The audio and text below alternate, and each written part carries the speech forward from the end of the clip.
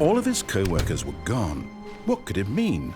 Stanley decided to go to the meeting room. Perhaps he had simply missed a memo.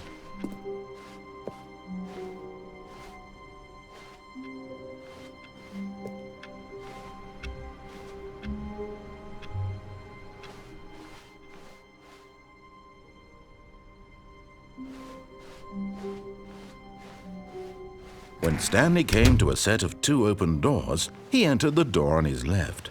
This was not the correct way to the meeting room, and Stanley knew it perfectly well.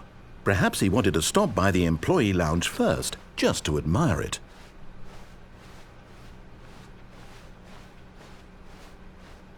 Ah, yes, truly a room worth admiring. It had really been worth the detour after all, but eager to get back to business, Stanley took the first open door on his left. And so he detoured through the maintenance section, walked straight ahead to the opposite door, and got back on track.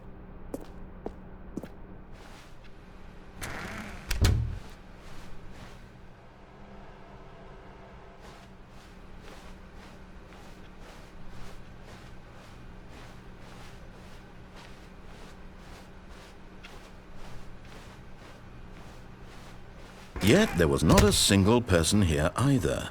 Feeling a wave of disbelief, Stanley decided to go up to his boss. Coming to a staircase, Stanley walked upstairs to his boss's office.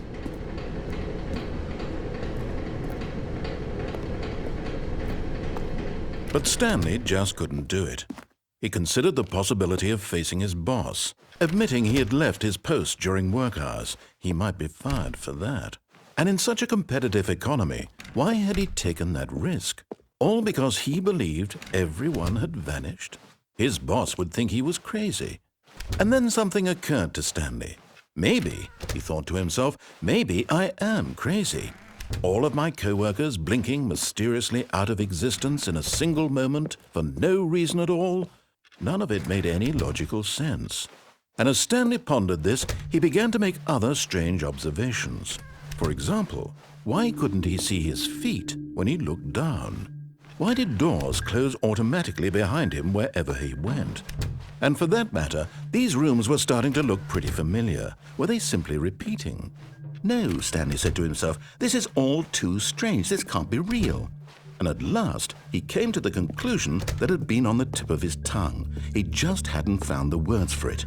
"I'm dreaming!" he yelled. "This is all a dream." Oh, what a relief Stanley felt to have finally found an answer, an explanation. His co-workers weren't actually gone. He wasn't going to lose his job. He wasn't crazy after all. And he thought to himself, I suppose I'll wake up soon. I'll have to go back to my boring real-life job pushing buttons. I may as well enjoy this while I'm still lucid. So he imagined himself flying and began to gently float above the ground. Then he imagined himself soaring through space on a magical starfield, and it too appeared. It was so much fun, and Stanley marveled that he had still not woken up. How was he remaining so lucid? And then perhaps the strangest question of them all entered Stanley's head. One he was amazed he hadn't asked himself sooner. Why is there a voice in my head dictating everything that I'm doing and thinking? Now the voice was describing itself being considered by Stanley, who found it particularly strange. I'm dreaming about a voice describing me, thinking about how it's describing my thoughts, he thought. And while he thought it all very odd and wondered if this voice spoke to all people in their dreams, the truth was that, of course, this was not a dream. How could it be? Was Stanley simply deceiving himself, believing that if he's asleep, he doesn't have to take responsibility for himself? Stanley is as awake right now as he's ever been in his life. Now, hearing the voice speak these words was quite a shock to Stanley. After all, he knew for certain, beyond a doubt, that this was in fact a dream. Did the voice not see him float and make the magical stars just a moment ago? How else would the voice explain all that? This voice was a part of himself too. Surely, if he could just... He would prove it. He would prove that he was in control, that this was a dream. So he closed his eyes gently, and he invited himself to wake up. He felt the cool weight of the blanket on his skin, the press of the mattress on his back, the fresh air of a world outside this one. Let me wake up, he thought to himself. I'm through with this dream. I wish it to be over. Let me go back to my job. Let me continue pushing the buttons. Please, it's all I want. I want my apartment and my wife and my job.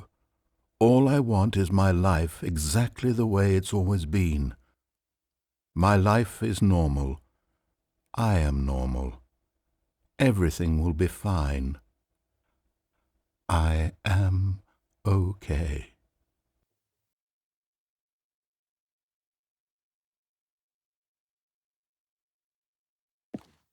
Stanley began screaming.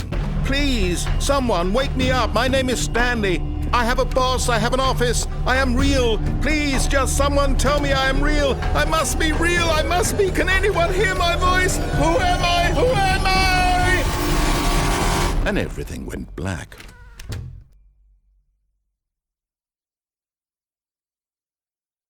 This is the story of a woman named Mariella. Mariella woke up on a day like any other. She arose, got dressed, gathered her belongings, and walked to her place of work. But on this particular day, her walk was interrupted by the body of a man who had stumbled through town talking and screaming to himself, and then collapsed dead on the sidewalk. And although she would soon turn to go call for an ambulance, for just a few brief moments she considered the strange man. He was obviously crazy, this much she knew. Everyone knows what crazy people look like. And in that moment, she thought to herself how lucky she was to be normal. I am sane. I am in control of my mind. I know what is real and what isn't. It was comforting to think this, and in a certain way, seeing this man made her feel better. But then she remembered the meeting she had scheduled for that day. The very important people whose impressions of her would affect her career, and by extension, the rest of her life. She had no time for this, so it was only a moment that she stood there, staring down at the body. And then she turned and ran.